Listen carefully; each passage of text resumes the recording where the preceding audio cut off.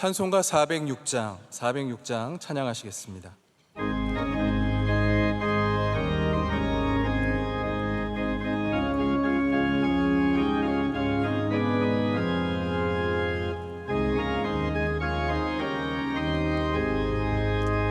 고난 내 영혼 편히 쉴 곳과 풍랑이 일어도 안전한 포구 폭풍까지도 다스리시는 주의 영원한 팔 의지해 주의 영원하신 팔 함께 하사 항상 나를 붙드시니 어느 곳에 가든지 요동하지 않으면 주의 팔을 의지함이라. 세상 친구들 나를 버려도 예수 늘 함께 동행함으로 주의 은혜가 충만하리니 주의 영원한 팔 의지해 주의 영원하신 팔 함께 하사 항상 나를 붙드시니 어느 곳에 가든지 요동하지 않으면 주의 팔을 의지함이라. 나의 믿음이 연약해져도 미리 예비한 힘을 주시며 위태할 때도 안보하시는 주의 영원한 팔 의지해 주의 영원하신 팔 함께 하사 항상 나를 붙드시니 어느 곳에 가든지 요동하지 않으면 주의 팔을 의지함이라.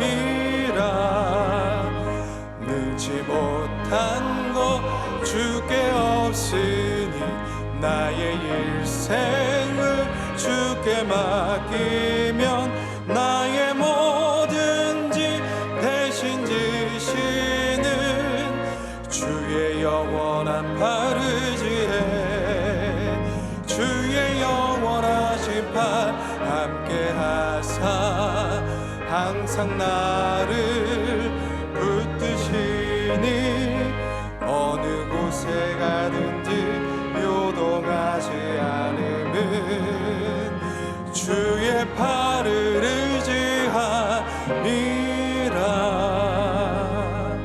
아멘. 오늘 우리에게 주시는 하나님의 말씀은 다니엘서 2장 19절부터 24절까지의 말씀입니다. 구약성경 1232면쯤에 있는 다니엘서 2장 19절부터 24절까지의 말씀을 저와 여러분 한 절씩 교독하시고 마지막 절은 함께 읽겠습니다. 이에 이 은밀한 것이 밤의 환상으로 다니엘에게 나타나 보이매 다니엘이 하늘에 계신 하나님을 찬송하니라.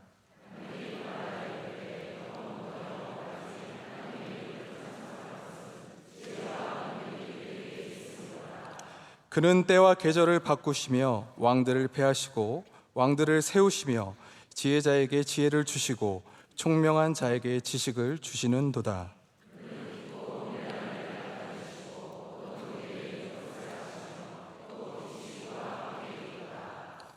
나의 조상들의 하나님이여 주께서 이제 내게 지혜와 능력을 주시고 우리가 주께 구한 것을 내게 알게 하셨사오니 내가 주께 감사하고 주를 찬양하나이다. 곧 주께서 왕의 그 일을 내게 보이셨나이다 하니라. 이에 다니엘은 왕이 바벨론 지혜자들을 죽이라 명령한 아리오기게로 가서 그에게 이같이 이르되 바벨론 지혜자들을 죽이지 말고 나를 왕의 앞으로 인도하라. 그리하면 내가 그 해석을 왕께 알려드리리라 하니 아멘.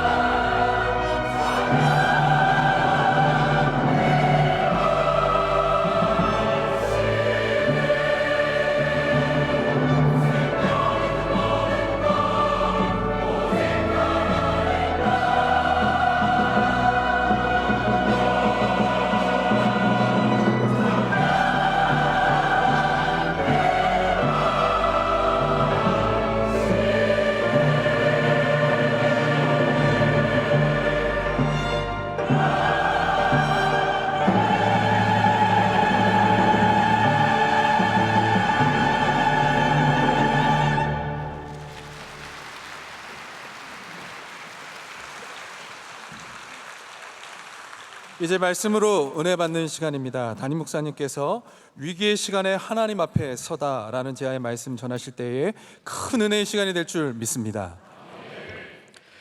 할렐루야. 네. 다니엘서를 제가 처음 여러분께 말씀드렸을 때 제목이 왕 앞에 서게 될 것이더라 였습니다. 포로로 잡혀온 다니엘과 세 친구들이 느부갓네살 왕 앞에 서는 이야기가 다니엘서의 첫 이야기입니다. 우리는 이미 그때 이들을 억압하는 바벨론, 또 그 두려운 왕 앞에 서 있지만 이 모든 것들이 여전히 하나님의 손안에 있었다는 것을 제가 말씀을 나누고 여러분들도 다 들으셨습니다. 그 하나님의 주권 안에 있었기 때문에, 다니엘은 그것을 확실하게 믿었기 때문에 오늘 이런 위급한 상황 속에서도 다니엘은 긴급하게 왕이 아니라 바로 또 하나님 앞에 다시 서서 하나님께 기도하고 하나님의 은혜를 얻게 됩니다. 우리 지난주에 어떤 상황인지 여러분께서 이미 말씀은 들으셨습니다. 느부갓네살 왕이 내 꿈을 알아내고 내 꿈이 어떤 뜻인지까지 다 말해주라. 그렇지 않으면 이 바벨론에 있는 모든 지혜자들을 다 죽이겠다라는 그런 명령을 내리고, 왕의 대장이죠, 왕을 보호하고 왕궁의 모든 군사의 대장인 아리옥이 이것을 시행하기 위해서 가다가 다니엘을 만나고 다니엘의 부탁을 듣고 잠깐 이 모든 것을 홀드하고 있는 상태입니다. 다니엘이 그런 상황에서 기도하러 하나님께 갑니다. 우리 성경에서 이런 말씀을 만나면 너무나 당연한 것 같죠. 어려울 때 기도해야지, 위급할 때 기도해야지. 그런데 사실 우리의 삶에서 어려운 순간과 위급한 순간을 만났을 때 우리도 그렇게 기도할 수 있는지를 우리는 한번 좀 생각해 봐야 합니다. 우리는 성경에 있는 이 당연한 말씀을 성경의 이야기로 생각하고 우리의 이야기는 다른 이야기로 생각하잖아요. 근데 하나님께서는 성경의 이 이야기가 여러분의 이야기가 되기를 원하시는 겁니다. 그렇지 않다면 우리가 이 책을 읽는 것은, 이 성경을 읽는 것은 지식에 불과합니다.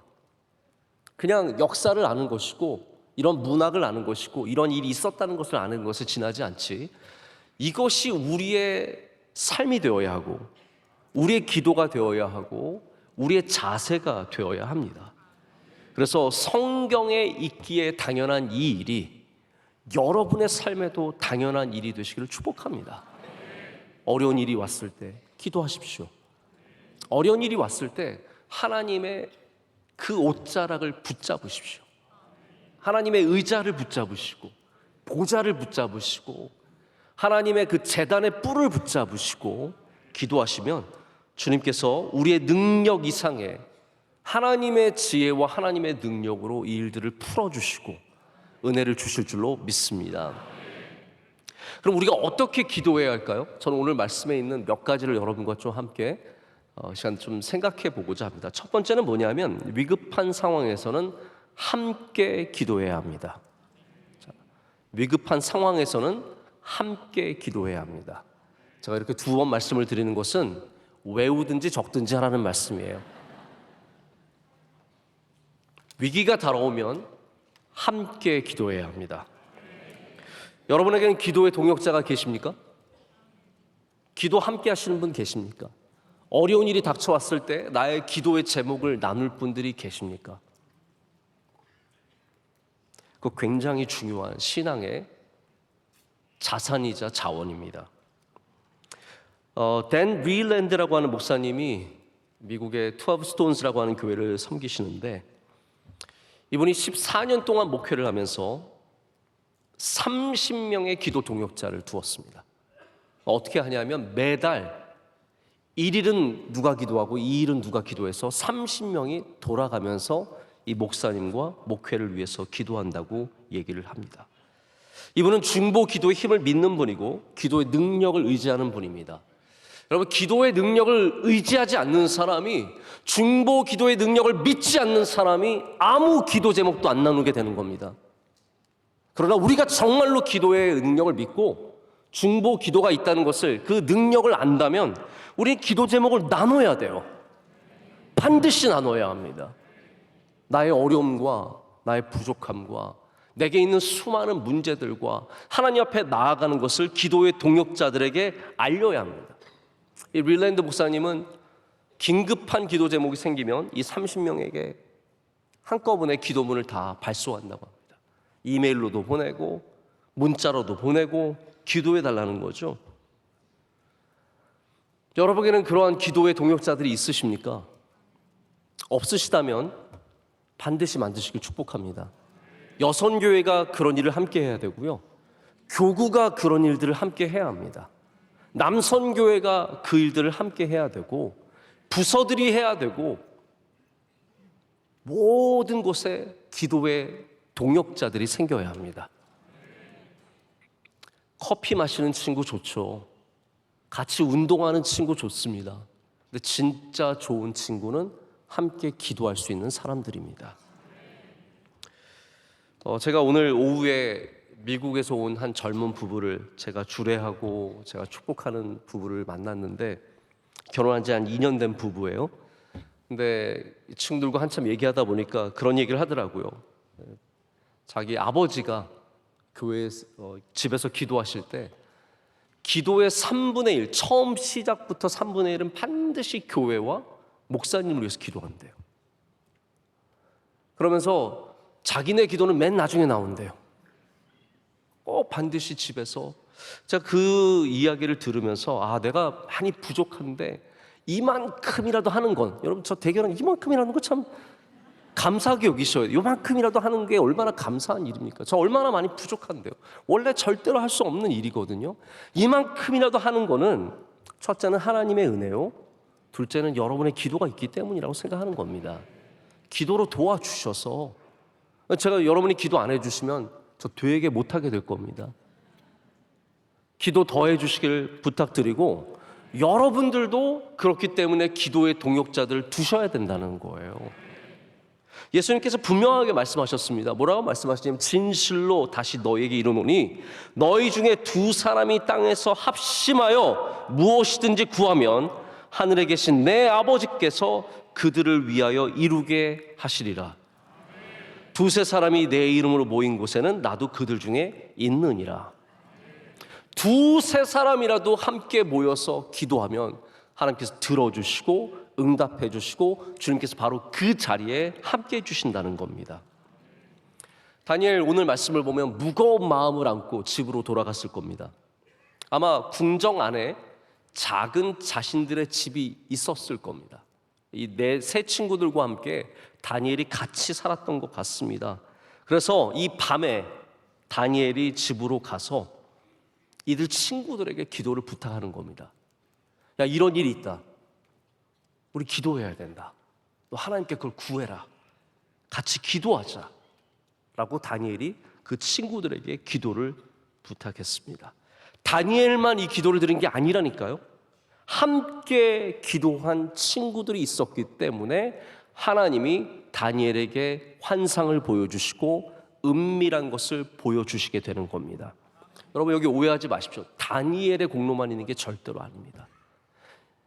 우리는 다니엘이 훌륭한 사람인 건 알지만 다니엘을 높여주기 위해서 이 책이 존재하는 게 아닙니다. 하나님이 어떤 분이신지를 우리에게 보여주시기 위해서 존재하는 거죠. 그럼 하나님은 어떤 분이시냐면요, 우리가 합심하여 드리는 기도에 응답하시는 분이시라는 거예요. 다니엘의 기도가 위대했다는 것이 아니라 기도가 위대하다는 거예요. 다니엘이 위대한 사람이라는 것이 아니라 믿음이 위대하다는 것을 우리에게 보여주는 겁니다. 그래서 다니엘이 친구들과 함께 기도하고, 그리고 하나님께서 이 은밀한 것을 다니엘에게 보여주시게 되는 겁니다. 자, 조금 다른 상황이지만 우리 예수님 사건 한번 생각해 볼까요? 예수님의 가장 처음에 있었던 사건들 중에 하나가 내 친구들이 움직일 수 없는 친구를 침상에 메고 예수님의 집에 가서 지붕을 뜯고 그 침상을 내리고 예수님께 고쳐달라고 하는 장면입니다. 다 아시죠? 네. 그럼 그때 예수님께서 그 병자를 고쳐주실 때 뭐라고 말씀하셨습니까? 이 친구들의 믿음을 보시고 라고 말씀하셨어요. 뭐 다 아시는 얘기잖아요. 친구들의 믿음을 보시고 예수님께서 그 병자를 고쳐주셨습니다. 할렐루야. 여러분, 얼마나 이게 은혜로운 이야기인지 모릅니다. 우리가 부족할지라도, 우리의 믿음이 온전하지 않을지라도 주님께서는 다른 사람들의 믿음을 보시고도 은혜를 베풀어 주신다는 거예요. 여러분, 믿음 없는 자녀 믿음 있기를 굉장히 원하시지만 우선은 여러분의 믿음이라도 제대로 서야 하나님께서 여러분을 보시고 그 자녀를 복 주실 수 있으신 거예요. 다시 주님께로 인도해 주실 수 있다라는 겁니다. 그래서 예수님께서 하시는 일과 하나님께서 하시는 일은 같은 겁니다. 나 혼자 기도를 잘해서 내가 기도의 용사가 되어서 응답받을 수도 있지만 오늘 말씀은 아니라는 거예요. 이 친구들과 함께 위급한 일에 마음을 모아 기도했을 때 하나님께서 들어주시고 응답해 주셨음을 보여줍니다. 이것이 우리가 바로 기도를 부탁하는 이유입니다. 여러분, 나보다 믿음이 좋은 분들에게 기도를 꼭 부탁하십시오. 나보다 하나님께 더 뜨거운 마음을 갖고 있는 분들에게 기도를 부탁하십시오. 특별히 위급한 일이 생겼을 때 우리는 함께 기도할 수 있어야 하고, 이것이 바로 기도의 동역입니다. 동역입니다. 우리 그리스도인들은 다 동역자를 필요로 합니다. 여러분들이 다 저의 동역자입니다. 우리 장로님들이 저의 동역자시고, 우리 교역자들이 저의 동역자시고, 모든 여러분들이 저의 동역자인데 기도에도 동역자가 있습니다. 모세가 미디안과의 전쟁에서 손을 들어 하나님께 기도할 때 옆에 누가 도와줬습니까? 성경 퀴즈 하겠습니다. 아론과 훌입니다. 아론과 훌이 옆에서 기도의 동역자가 되어 주었기 때문에 그 전쟁에서 이긴 거예요. 자, 그러면 모세 때문에 이겼다고 말할 수 있겠습니까? 모세 때문만이 아니라는 거예요. 하나님 그렇게 역사하시는 거예요. 우리는 모세 때문에, 모세만 대단한 줄 알지만 아니, 아론과 훌도 귀한 겁니다. 그들이 있었기 때문에 미디안과의 전쟁에서 승리할 수 있었던 것입니다. 우리가 2주 전에, 불과 열흘 전입니다, 우리 장로님 44분을 세웠습니다. 장로의 모델, 첫 번째 프로토타입 모델은 바로 이 모세가 세운 70명의 장로님들입니다. 모세가 자신이 모든 백성들의 송사까지, 이거 수십만 되는 사람들의 송사를 어떻게 다 들어줍니까? 한 사람이 불가능한 일이거든요. 70명의 장로들을 세워서 그들로 하여금 송사를 듣게 하고 모세가 할 수 없는 일들을 동역자로 맡깁니다. 마치 초대교회가 사도들에게 말씀과 기도에 전념하기 위해서 봉사하는, 그래서 집사의 어원이 디아코니아, 봉사잖아요. 섬김이잖아요. 그래서 7명의 집사를 세우는 것도 다 마찬가지예요. 모든 것이 동역입니다. 교회는 동역이에요. 믿음은 동역입니다. 우리가 동역 없이는 절대로 할 수 없습니다. 오늘 저녁 예배요? 다 동역입니다. 찬양해 주셨고, 찬양해 주셨고, 찬양해 주셨고, 찬양해 주셨고. 우리가 다 동역하지 않으면 아무것도 할 수 없는 게 교회입니다. 모세가 하나님의 말씀의 일꾼이지만 정말 모세는 동역을 어떻게 하는지 우리에게 참 좋은 모델을 보여줍니다. 장로님과도 동역하고 아론과도 동역을 잘했습니다. 안 맞는 구석도 있었고 부딪히는 구석도 있었지만 제가 보면 모세같이 마음이 이렇게 넓고 부드럽고 괜찮은 사람이 없어요. 제가 모세가 아닌 게 참 다행인 거예요. 제가 모세였고 모세의 능력이 있으면 한 100명은 죽었을지 몰라요. 모세는 절대로 그렇지 않습니다. 다 품어주고 다 용서해주고 다 데려가지 않습니까? 얼마나 귀한 사람입니까? 민수기 10장을 보면 우리 이드로라고 하죠. 모세의 장인 혹은 르우엘이라고 하기도 합니다. 근데 거기에 아들이 있었어요. 그러니까 모세의 처남이 됩니다. 그 사람 이름이 김밥이 아니라 호밥이에요. 호밥이라는 사람이 있습니다. 광야에 들어가서 2년째 되던 해에 민수기 10장이 그 배경을 하고 있습니다. 2년째 되던 해에 모세가 당신이 계속 우리와 함께 가면 하나님께서 당신 선대해 주시고 귀하게 여겨 주신다, 같이 가자 했더니 이 호밥이라는 사람이 나는 나의 고향, 나의 친척에게로 돌아가겠다라고 선포를 합니다. 뭐가 안 맞았는지 모르겠어요. 근데 호밥이 약간 뭔가 삐진 것 같아요. 뭔가 문제가 생긴 것 같아요. 여러분, 모세같이 절대적인 이러한 권위를 갖고 있는 사람이라면 호밥 없이 충분히 갈 수 있고요.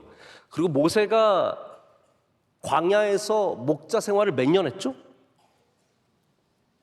제가 몰라서 물어보는 거 아닙니다. 40년 하지 않았습니까? 그러면은 목자 생활 40년, 제가 목회 생활 지금 20년밖에 안 했는데 40년 하면은 뭐가 얼마나 많이 경험이 생기겠어요. 목자 생활 40년 했으면 광야 다 압니다. 근데 모세가 뭐라고 말하냐면요, 청하건대 우리를 떠나지 마소서. 당신은 우리가 광야에서 어떻게 진칠지를 아나니 우리의 눈이 되리이다.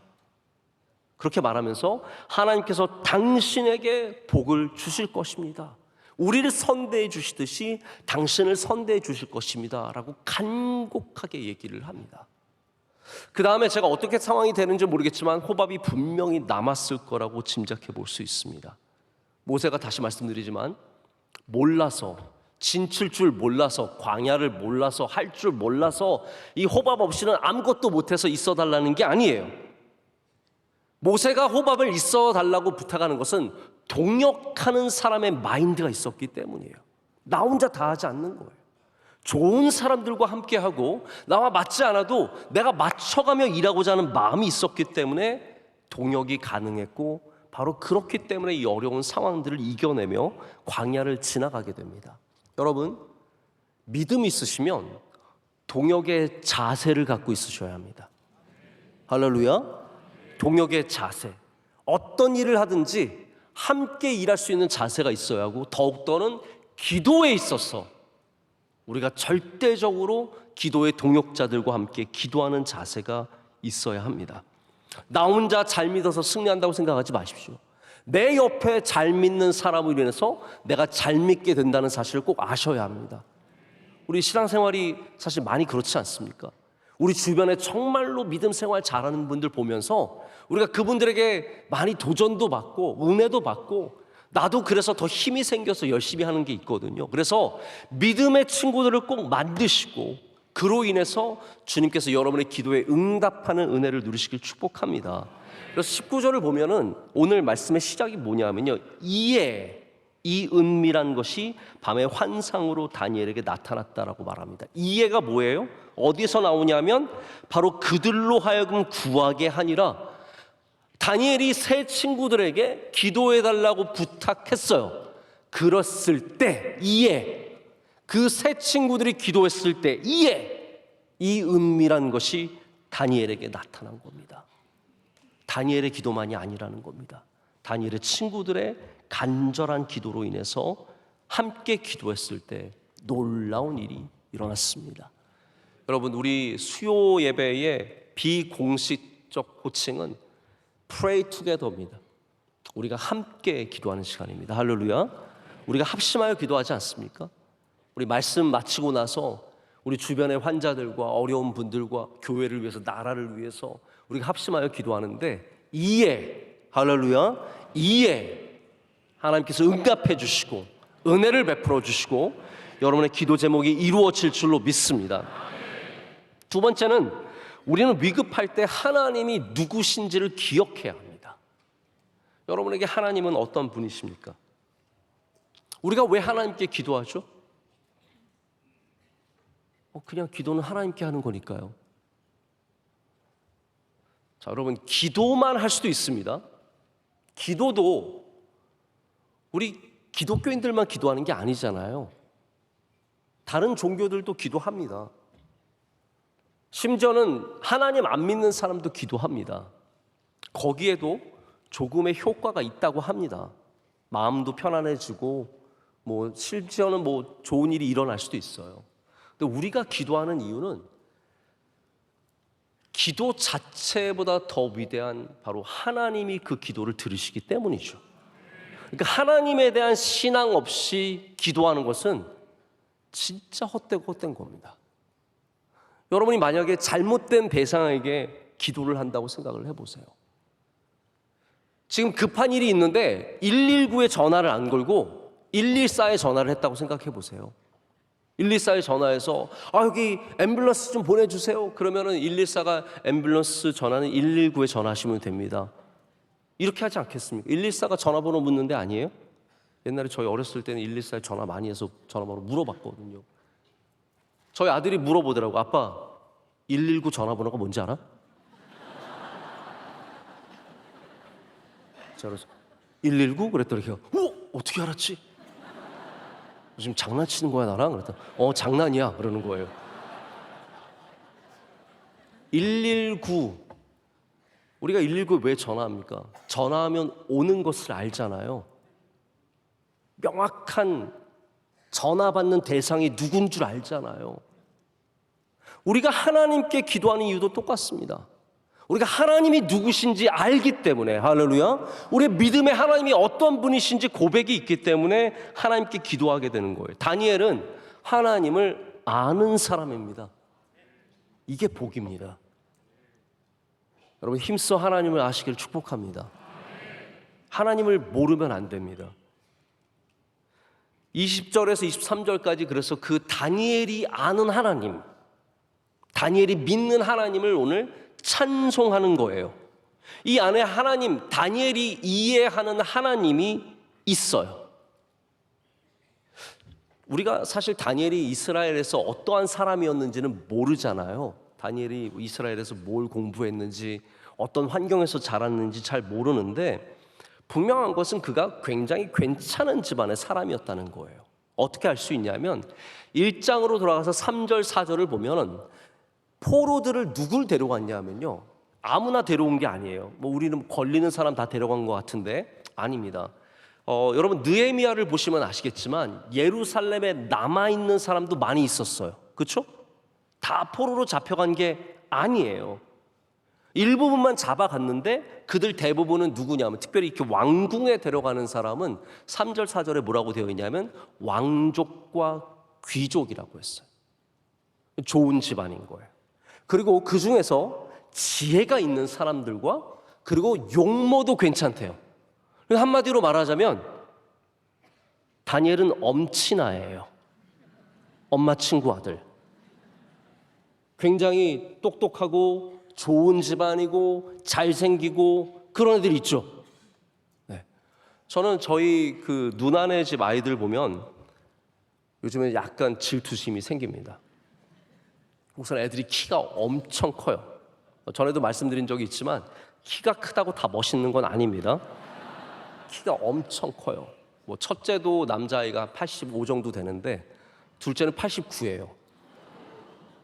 근데 이러고 다녀요. 근데 게다가 둘째는 첫째도 서강대 들어갔다, 지금은 이런 거 다 얘기해도 되는지 모르겠는데 하여튼 좋은데 또 다시 들어갔는데, 둘째는 이번에 또 서울대 들어갔어. 그래서 또 부모님도 괜찮아요. 저는 저희 누나 집 아이들 보면은 저 옛날에 태어났으면 분명히 포로로 잡혀갔을 아이들이다. 남유다에 태어났으면 반드시 포로로 잡혀갔을 아이들이. 우리 아이들은 아마 안 잡아갔지 않았을까. 뭐가 좋은지는 모르는 거예요. 그래서 네. 다니엘은 모든 걸 다 가졌어.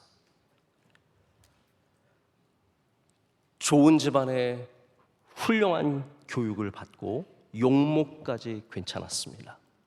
근데 다니엘의 진짜는 바로 하나님을 향한 분명한 믿음이 자리 잡고 있었다는 겁니다. 그가 바벨론에 와서 하나님을 만난 게 아닙니다. 그는 이미 이스라엘부터 하나님을 알고 있었고, 그 알던 믿음이 이제는 경험이 됩니다. 여러분, 믿음은 반드시 경험이 되어야 합니다. 그래서 하나님께서 여러분에게 어려움을 주시고, 때로는 고난을 주시고 슬픔을 주시는 것은 우리의 믿음이 글자가 아니라 우리 삶에 박혀 있는 실제가 되어야 되기 때문입니다. 그래서 기도를 아무리 천상유수처럼 얘기할 수 있어도 위기 때 기도하지 않는 사람은 경험되지 않은 믿음을 가진 사람들인 거죠. 다니엘은 지금 이 상황에서 내가 기도해야 할 것을 알고 있었고, 그리고 나에게 응답해 주신 하나님이 어떤 분이신지를 분명하게 고백을 하고 있습니다. 여기서 그가 고백하는 하나님은 제가 두 가지만 말씀을 드릴게요. 첫 번째는 아주 짧게 말씀드립니다. 영원부터 영원까지 찬송 받으실 하나님이십니다. 우리가 기도하는 하나님은 어떤 분이시냐? 영원부터 영원까지 계신 분이시고 우리의 찬송을 받으시기 합당하신 분이라는 거예요. 여러분, 영원이라는 속성은 오직 하나님만이 갖고 계십니다. 이 모든 역사는 시작과 끝이 있습니다. 지구도 언젠가 만들어졌고 언젠가 소멸할 수 있습니다. 태양도 언젠가 소멸할 수 있습니다. 지금 저렇게 뜨거운 태양이 언젠가는 소멸할 수 있는 게 그게 역사입니다. 그러나 하나님만은 영원부터 영원하십니다. 우리가 하나님께 기도하는 이 절대성 무엇에 있습니까? 하나님의 영원이라는 것에 담겨져 있는 거예요. 영원하신 하나님, 유일하신 하나님, 전능하신 하나님, 할렐루야. 이 모든 것이 이 고백 안에 담겨져 있습니다. 여러분이 하나님께 제대로 기도하시려면 영원하신 하나님을 믿어야 합니다.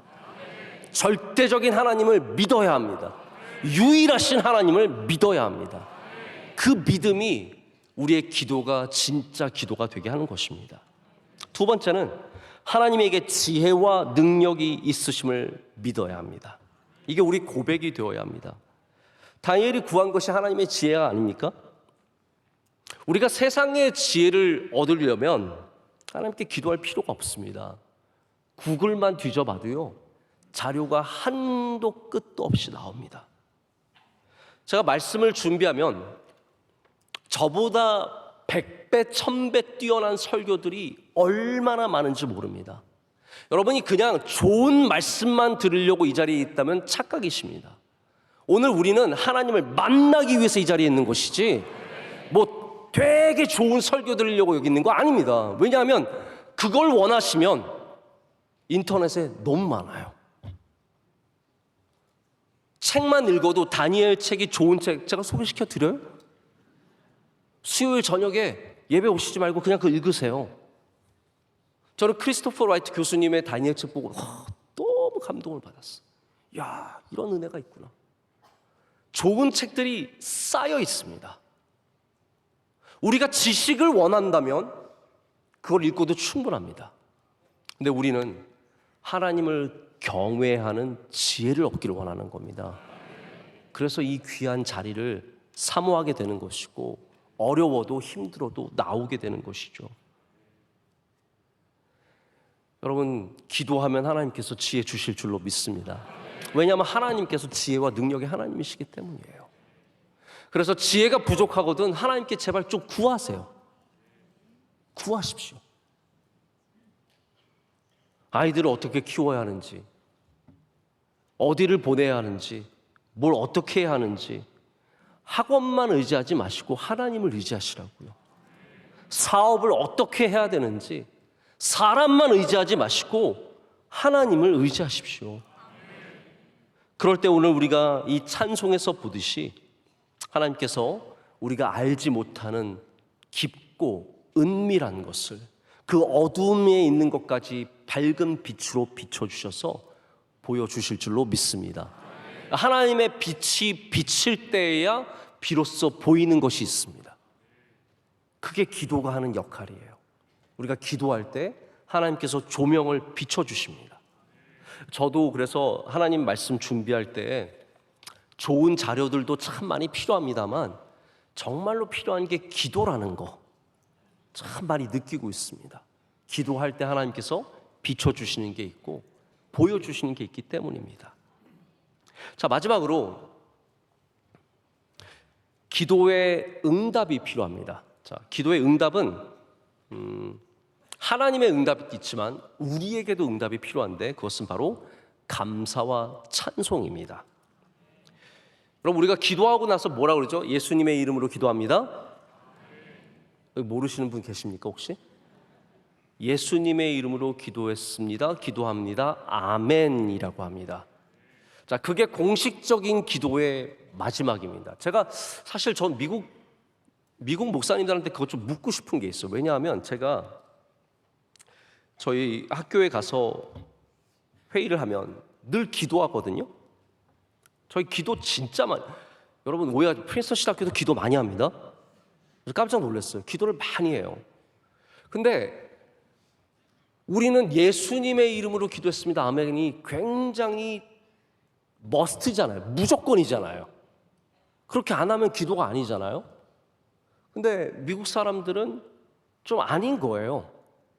그게 없는 기도가 좀 있어요. 그래서 제가 나중에 한번 물어와서 다시 가르쳐 드릴게요. 도대체 뭔지 말씀을 드릴게요. 자, 아멘이라는 거는 이렇게 기도를 끝내는 굉장히 공식적인 건데요. 진정한 마무리가 있습니다. 진정한 마무리는 아멘이 아니라 감사입니다. 우리가 감사 없이 기도를 지나가면 안 됩니다. 우리가 하나님께 기도한 것이 있고 하나님께 응답받은 것이 있으면 반드시 찬송과 감사를 하나님께 드릴 수 있어야 합니다. 오늘 이 찬송, 우리가 읽은 이 찬송 20절부터 23절까지는 감사예요. 찬양이에요. 그리고 다니엘의 간증입니다. 그러니까 이 모든 것이 같은 말이에요. 감사와 찬양과 간증은 다 감사예요. 여러분이 하나님을 찬양할 때 하나님을 감사하는 것이고, 나에게 행하신 일들을 누군가에게 전할 때 하나님의 영광을 드러내며 감사하게 되는 겁니다. 아무도 알 수 없는 이 비밀스러운 일을 하나님께서 다니엘에게 보여주셨고, 그것을 받게 된 다니엘이 지금 감격하여서 하나님의 능력을, 영광을 올려드리며 찬양하고 있습니다. 이게 진정한 기도의 마무리입니다. 기도는 그냥 하고 끝나는 거 아니라 우리가 기도를 하고 응답받은 후에 하나님께 반드시 감사로서 다시 올려드려야 합니다. 절대로 감사를 그냥 지나가지 않으시길 축복합니다. 제가 절기 설교를 할 때 요즘에 조금 내가 절기 설교를 이젠 열심히 준비 안 해야겠다 싶은 생각이 좀 들 때가 있어요. 다가오는 우리 성탄절에 또 절기 설교를 해야 되는데 이번에 한번 대충 한번 해보려고요. 왜냐하면 대충 하진 않을 건데 제가 약간 좀 실망한 부분이 있어요. 뭐냐하면 절기 설교를 하잖아요. 그럼 성도들이 별로 안 봐요. 다른 설교들은 열심히 보는데 이상하게 절기 설교는 별로 안 봐요. 왜냐하면 왜 그런지 아세요? 다 아는 내용이라고 생각하는 것 같아요.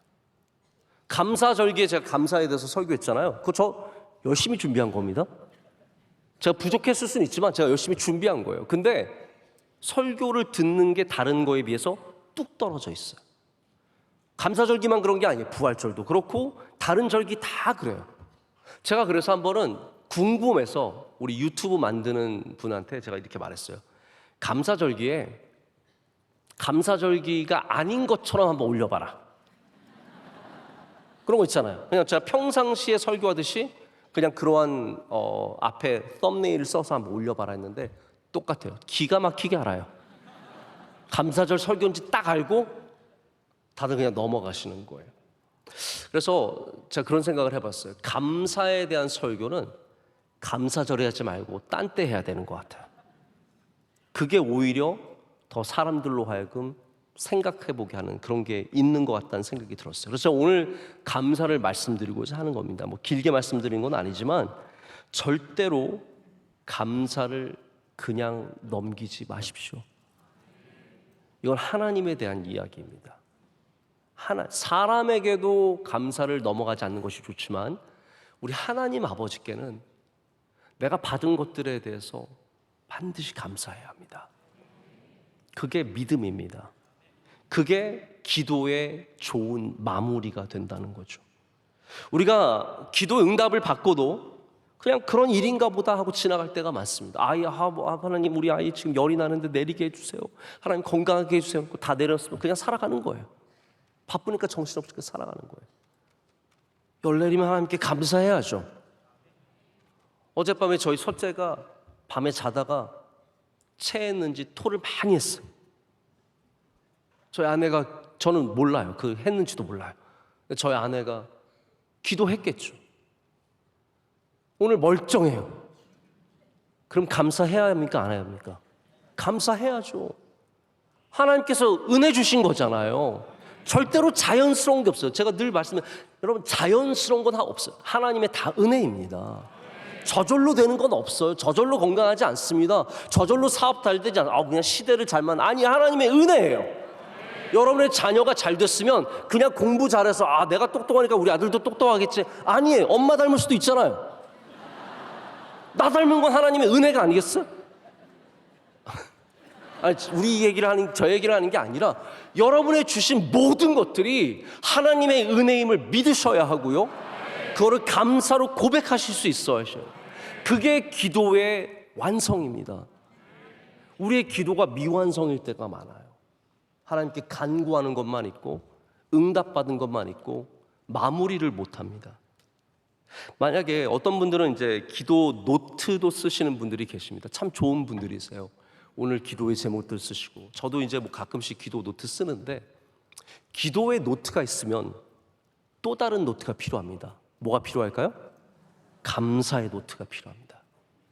여러분이 기도에 응답받기 위해서 하나님께 기도한 제목들이 있다면 하나님이 행하신 일들과 하나님이 이루신 일들에 대해서 감사하는 노트가 함께 있어야 균형 있는, 처음과 끝이 있는 기도가 될 수 있는 겁니다. 자, 지금 이 긴급한 순간에 다니엘이 하나님께 나가서 기도하고 친구들에게 기도를 부탁하고, 그리고 이에 하나님께서 그에게 은밀한 것을, 깊고 감추인 것을 보여주시자 다니엘이 그것을 보고 나서 하나님께 이 긴급한 상황 속에서 감사하고 있습니다. 여러분, 바빠도 감사해야 합니다. 정신없어도 감사해야 합니다. 긴급할 때 기도만 하는 것이 아니라 긴급할 때 감사도 할 수 있는 사람은 얼마나 귀한 믿음입니까? 저는 다니엘이 이 두 가지를 함께하는 것을 보면서 하나님께서 우리에게 원하시는, 이 바벨론에 살아가는 우리에게서 원하시는 것이 바로 기도와 감사가 아닌가라는 생각을 해보게 됩니다. 여러분, 기도의 능력이 있습니다. 왜냐하면 우리 하나님은 영원에서 영원까지 찬송받으시기 합당하신 분이시고 하나님에게는 능력과 지혜가 있으시기 때문입니다. 그 하나님께 동역자들과 함께 기도하면서 나가시길 축복합니다. 두세 사람이 내 이름으로 모인 곳에 나도 그들과 함께 한다고 하신 주님의 말씀처럼, 약속처럼 우리 함께 더욱더 많은 기도의 제목 주님께 올려드리고, 저는 우리 명성교회가 다 잘하면 좋죠. 찬양도 잘해서 좋고 많이 모여서 좋은데요, 저는 우리 교회가 기도에 응답이 있는 교회가 되길 원합니다. 기도에 응답이 있는 교회는 하나님을 바로 아는 교회이고 기도하는 교회이고 감사하는 교회가 됩니다. 우리 교회에서 여러분 주님 앞에 진실되게 나가시고 하나님을 의지하실 때 바로 이 자리에서 주님께서 응답해 주시고 역사하시고 은밀한 것을 보여주시고 지혜를 주시고 건져주시고, 할렐루야. 그래서 다니엘이, 제가 말씀을 했습니다. 다니엘이 이 기도가 일관적이에요. 얼마나 일관적이냐면 6장에 가면 다니엘이 사자굴에 들어가는 내용 나오지 않습니까? 사자굴에 들어가게 된 이유가 뭐예요? 그가 기도했기 때문에 들어가게 됩니다. 기도만 안 하면 안 들어갈 수 있는 사자굴을 다니엘은 기도함으로 담대하게 그 길로 들어갑니다. 얼마나 귀한 일관성입니까? 여러분들도 끝까지 기도하시길 축복합니다. 어떤 일이 와도 우리 살아계시고 역사하신 하나님을 의지하며 기도하실 때 주님의 놀라운 은혜가, 놀라운 능력이 우리 교회와 여러분과 함께 하실 줄로 믿습니다. 이 시간 함께 찬양하고 또 뜨겁게 기도하도록 하겠습니다.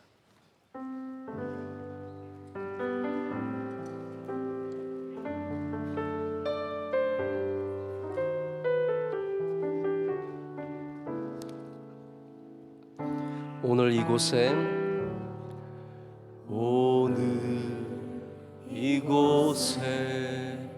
계신 성령님, 우리에게 말씀하시고 우릴 가르치소서. 우리 마음 열어주시고 주의 빛으로 밝혀 우릴 인도하소서. 주님보다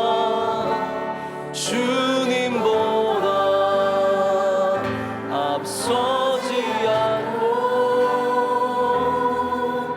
겸손하게 주님의 말씀 기다리니 주님 손에 우릴 드립니다. 사랑으로 인도하소서.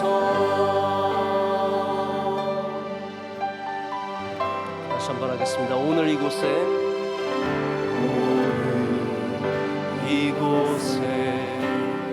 계신 성령님, 우리에게 말씀하시고 우리 가르치소서.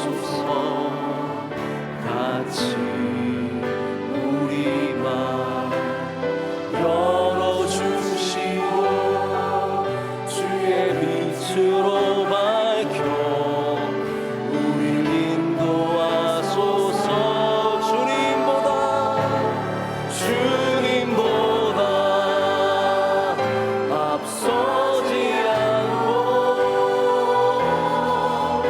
겸손하게 주님의 말씀 기다리니 주님 손에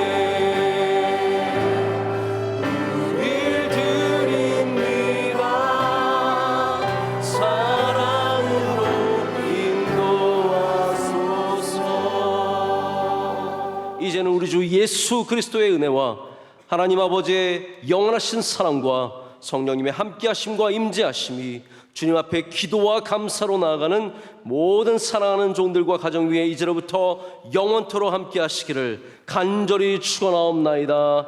아멘.